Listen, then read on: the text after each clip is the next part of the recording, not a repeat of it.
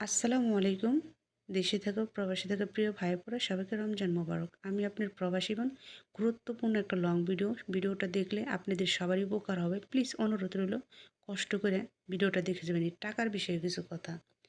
এই টাকা এমন একটা জিনিস রে ভাই, এই টাকার জন্য 4 বছরের বাচ্চা রেখে একটা 11টা বছরের প্রবাসী পড়ে রয়েছে। শুধু আমি না ভাই, হাজারো প্রবাসী ভাই ও বোনরা দীর্ঘ বছরই প্রবাসে পড়ে রয়েছে শুধু এই টাকার জন্য। টাকা আছে আপনি সব জায়গায়, আত্মীয় স্বজন, বউ বাচ্চা, ফ্যামিলি, মা বাবা সবার কাছে দাম পাবেন। আপনার টাকা নেই, দুনিয়া কারো কাছে দাম নাই। দেশে থাকা ভাইগুলো যারা টাকা কামাইতে পারে, ঘরে আসলে বোর কাছে ভালোবাসা, ফ্যামিলির কাছে ভালোবাসা। টাকা নাই, আপনি ভালো একটা জিনিস খাইতে পারবেন না। টাকা নেই, আপনি ভালো একটা জিনিস করতে পারবেন না। এখন আপনি টাকা কিভাবে কামান সেটা দেখার বিষয় না। টাকা হইলেই চলে। এখন আপনি চুরি করেন, হালাল করেন নাকি? টাকা থাকলে আপনি এরকম একটা ঘর দিতে পারবেন। টাকা থাকলে আপনি এরকম ফ্রিজ ভরে জিনিস রাখতে পারবেন। টাকা থাকলে আপনি সব পাবেন। কিন্তু টাকা কামাই করে সবাই। টাকা থাকলে আপনি ফ্রিজ ভর্তি মাছ মাংস রাখতে পারবেন। বাচ্চা কাচ্চাকে খাওয়াতে পারবেন। টাকা থাকলে সুকেস ভর্তি কাঁচের জিনিস দিয়ে ঘিরে রাখতে পারবেন। তবে কি জানেন? সেই টাকাটা হালাল পথে হতে হবে। সৎ পথে হতে হবে। হারাম পথে না। আপনি হারাম পথে টাকা উপার্জন করবেন, এই দুনিয়ার বাহাদুরি কয়দিন?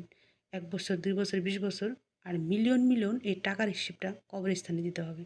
তো আপনি এমন কিছু করেন না, টাকা কামান, সৎ পথে কামান, অসৎ পথে না।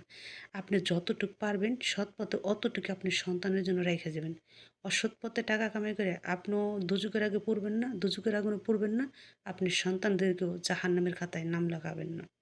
এই টাকার জন্য কিছু প্রবাসী ভাই আছে যারা নতুন বিয়ে করে প্রবাসী দীর্ঘ বছর পড়ে থাকে। সন্তান গর্ভবতী রাইখা আসে বউর কাছে, পরে সন্তান বাবাকে চেনে না। হায় রে টাকা! আবার এই টাকা সবাই কামাইতে পারে, সবাই ধরে রাখতে পারে না। আমার মতো আপনারা বোকা হয়েন না। আমি আজকে 11টা বছর ধরে টাকা কামাই করলাম, কিন্তু রাখতে পারলাম না। মাঝে মাঝে এই টাকার হিসেবটা করতে গেলে আমি স্টক করি। এরকম হাজারো প্রবাসী আছে, এই টাকার হিসেবটা করতে গেলে স্টক করে। আর এই টাকা কামাইতে কতটা পরিশ্রম, কতটা ঘাম ঝরে জানেন? জানেন না। যারা প্রবাসে থাকে কিংবা দেশে থাকে তারাও পরিশ্রম করে টাকা কামাই করে, করলেও তারা দিন শেষে ফ্যামিলিকে পায়। প্রবাসীরা তা পায় না। এই প্রবাসে থাকা প্রত্যেকটা মেয়ে যে ভালো সেটা আমি বলি না। 100% এর মধ্যে থেকে 90% মেয়েরাই সৎ কাজ করে, হালাল কাজ করে টাকা কামাই করে। 10% আছে খারাপ। তো আমি এটাই বলব, টাকা থাকলে গরিব বউ যদি বড়লোক হয়, লেখাপড়া না জানার মানুষও টাকা কামাইলে ট্রাই করে ঘুরে। যা নাকি ট্রাই শিক্ষিত মানুষের জন্য। কিন্তু এখন মূর্খ মানুষও টাকা পয়সা হইলে তাকে চেয়ার দেয়, বসেন স্যার, স্যার বলে ডাকে। যাই হোক, সবাই ভালো থাকবেন। ভিডিওটা কেমন হলো কমেন্টে জানাবেন। এতে আপনাদের প্রবাসী বোন।